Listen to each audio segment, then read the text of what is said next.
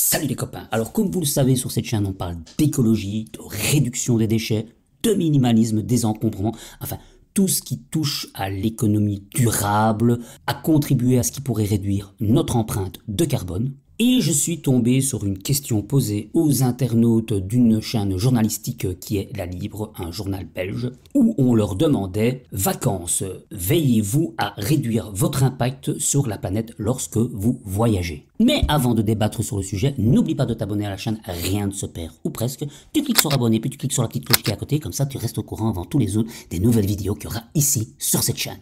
Alors à la question, est-ce que tu réduis ton impact sur la planète lorsque tu pars en voyage? Eh bien personnellement, je suis assez contradictoire sur mes positions. À la fois, je suis capable de prendre l'avion pour voyager, et d'un autre côté, sur place, j'essaie de réduire un maximum mon empreinte de carbone en faisant des gestes écologiques pour réduire le plus possible mes déchets. Et j'assume, oui, même si je suis contradictoire, j'assume mes choix. Par contre, ce qui me chiffonne un peu, ce sont les gens qui n'assument pas leurs choix en prétextant que parce que d'autres ne le font pas, ils ne le font pas non plus. Et nous allons voir ça tout de suite et essayer de décortiquer tout ça pour en débattre et pour voir comment essayer de réduire au mieux tout en n'étant pas parfait. On est trop souvent dans une société qui nous dicte d'être parfait alors que nous sommes déjà des gens imparfaits. C'est pas possible d'être parfait quand on est imparfait déjà à la base. Donc voyons voir un peu ce que disent les gens qui sont contre. Donc j'ai un premier avis ici de Albo qui dit « Pourquoi en tant que simples citoyens devrions-nous montrer l'exemple et respecter ces règles alors que les nantis de ce monde n'en ont rien à faire ? Et encore, nous le faisons tout simplement par économie vu le prix du carburant. Oui, c'est vrai, certains d'entre eux se font prendre en photo à l'occasion d'une balade exceptionnelle en vélo ou en famille pour le faire publier dans les médias. Mais pour le reste du temps, que font-ils? C'est simple, voiture de fonction, déplacement en avion, escorte, etc. Alors qu'on arrête de se foutre de nous, même dans toute une vie, nous ne polluerons jamais autant qu'eux en quelques jours. Est-ce que le fait que nos politiques ou d'autres personnes ne le font pas justifie le fait que nous ne fassons rien? Moi j'ai mon avis là-dessus, je ne dois pas attendre de voir que les autres fassent un effort pour en faire un. Il faut aller selon sa conscience et assumer ses choix. Si on n'a pas envie de faire d'efforts, ben, qu'on ne pointe pas les autres, comme les enfants à la maternelle, en disant gna gna gna, lui ne le fait pas, donc gna gna gna, moi je ne le fais pas non plus. Ça reviendrait à dire, comme je dis souvent à mes enfants, ben, si ton copain se jette à l'eau, tu vas aussi te jeter à l'eau. Ben non. Et c'est pas parce que le voisin fait une connerie que tu dois faire la même connerie. Et il est bien réel que nous avons tous un impact sur la planète et sur ce réchauffement climatique, même si je lis certains commentaires qui disent que nous ne polluons que 5% d'impact de CO2 sur la planète et que tout le reste serait aux causes naturelles que nous avons sur cette planète. Ce qui est déjà certain, c'est que depuis que nous maîtrisons la révolution industrielle et toutes ces choses-là, on a eu un impact considérable sur la planète. Et nous n'avons aucune emprise sur les causes naturelles. Elles existent depuis des millions d'années et elles existeront après nous aussi.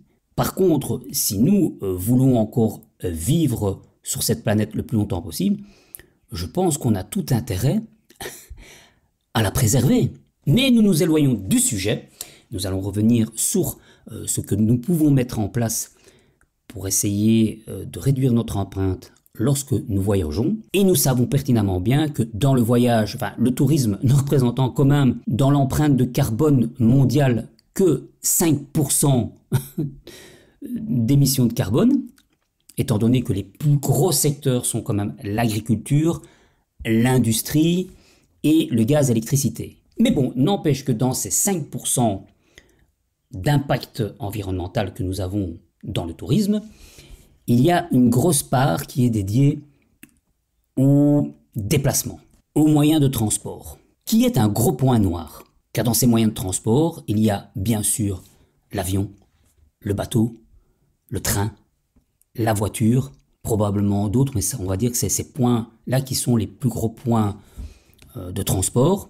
Alors c'est vrai qu'on met toujours le doigt sur le transport en avion, qui émet plus de carbone que les transports en train. Ne parlons pas des bateaux aussi. Et pour une étude, quand on voit les véhicules que l'on utilise pour voyager, par individu, ça reste quand même la voiture qui émet le plus de carbone. Quand on voyage seul, alors il est vrai qu'en général, quand on voyage principalement pendant les grandes vacances, c'est en famille. Et donc là, en général, on occupe quand même les 4 places du véhicule. Généralement, en général, les familles ont au moins 2 enfants, si pas plus. Et là, ça réduit fortement l'empreinte de carbone une fois qu'il y a 4 personnes dans le véhicule. Et elle redescend presque au même niveau que le train, dont l'empreinte de carbone est pratiquement nulle par rapport à tous les autres moyens de transport. Et puis il y a les coûts aussi. On remarque que pour certaines périodes, comme les périodes dites de grandes vacances, l'avion est des fois vachement moins cher que le train. Alors que le prix du train en moyenne sur toute l'année est plus ou moins équivalent. Je veux dire, il y a des périodes où c'est moins cher, des périodes où c'est plus cher. C'est l'offre et la demande.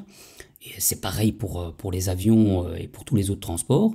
Mais il est vrai que ça semble vachement moins cher l'avion que le train.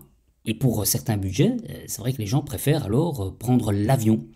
Il y a aussi un autre paramètre qu'on ne doit pas négliger, c'est que les périodes de vacances n'étant pas extensibles, les gens essayent de passer le plus de temps sur place en ayant des transports qui les y mènent au plus vite. On sait que par exemple pour un train, le transport dure 7 fois plus longtemps que l'avion. Quand on n'a qu'une période de 15 jours et qu'on perd déjà au moins 2 voire 3 jours de transport, ça fait beaucoup. Si on n'a qu'une semaine de vacances, c'est d'autant plus restrictif. Donc, je pense que c'est intéressant de tenir ça en compte, même si on n'est pas obligé de chaque fois prendre des destinations à Haute-Sipoul les bains de pied. Ceci dit, prêchant pour ma chapelle, moi j'adore voyager, j'adore découvrir d'autres pays. D'ailleurs, on commence à faire des recherches et on se rend compte, moi j'adore l'Italie, donc là on n'est pas forcément obligé d'y aller en avion, on peut très bien y aller en train ou en voiture, à partir du moment où on est quand même 4 dans la famille, où ça revient moins cher. Moins cher et l'empreinte de carbone est moindre en prenant aussi la voiture puisqu'on est 4. Mais par contre, les prix en Italie, un voyage en Italie par exemple de 15 jours, est pratiquement aussi cher que de partir aux États-Unis en avion pour 15 jours. Et donc, faire le voyage juste pour se dire on a diminué l'empreinte de carbone, hormis le fait que pendant tout le reste de l'année, on réduit nos déchets.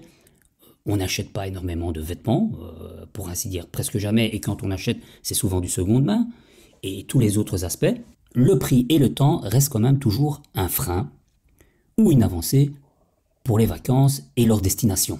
Et bon, j'ai souvent des gens qui me disent « Oui, mais il y a tellement déjà de choses à découvrir près de chez soi. » Alors, je vais vous avouer, moi en hiver, quand il fait gris 6 mois par an, j'ai juste qu'une envie, c'est du soleil pour me ressourcer et pour retrouver la banane. Ce que je n'ai pas 6 mois de l'année ici en Belgique, chez moi, tellement le temps est gris. Donc, pour trouver ce soleil, il faut aller un peu plus loin. Et comme la plupart d'entre vous, je n'ai pas des congés extensibles, on essaie par tous les moyens de réduire les temps de trajet. Au-delà du trajet, il y a des tas de choses que l'on peut mettre en place pour réduire son empreinte de carbone quand on part en vacances. Comme par exemple, limiter ses bagages, ce qui limitera le poids dans la voiture et donc du carburant consommé. Une fois sur place, manger plutôt local. Aller sur les marchés au lieu d'aller en grande surface. Prévoir du matos éco-responsable, comme une gourde ou un mug, pour ne pas avoir des gobelets en carton par exemple, ou des gobelets en plastique comme il y a encore dans certains pays. Tu peux également varier tes repas. Tous tes repas ne doivent pas être forcément avec de la viande. Je suis sûr qu'il y a dans certains pays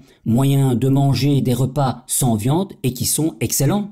Les boulettes de falafel par exemple, il n'y a pas de viande. Hein. Les lumpias, il n'y a pas de viande. Hein. Enfin certains. Tu peux éviter des activités polluantes comme le jet ski ou autre du genre et peut-être faire quelque chose sur l'eau en parapente, comment ça s'appelle encore, le sky surf ou un truc comme ça.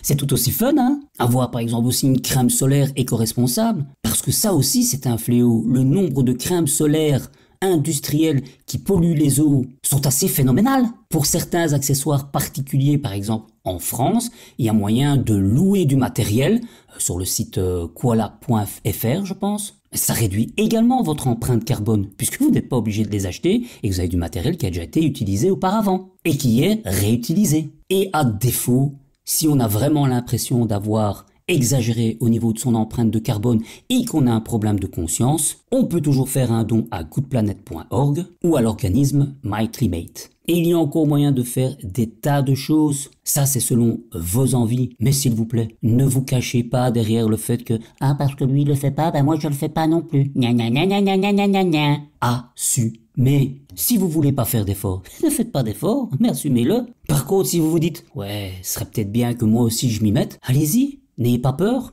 Vous n'êtes pas obligé de tout faire en une fois. Vous n'êtes pas obligé de dire, voilà, je prends pas l'avion, je vais près de chez moi, je vais dans la campagne, dans mon pays, et je deviens vegan pendant 15 jours. Non, si vous n'êtes pas capable d'assumer ça, ne le faites pas, faites par étapes, faites ce qui vous semble être un bon compromis. C'est mieux de faire un petit quelque chose que de ne rien faire du tout. Et encore une fois, chacun fait ce qu'il veut, mais qu'il assume. Alors encore une fois, par rapport à certains autres commentaires que j'ai eus pour d'autres articles que j'ai essayé d'un peu décortiquer, je ne suis pas la parole divine, je n'ai pas toutes les informations utiles et nécessaires qui dit ou contredit telle ou telle information.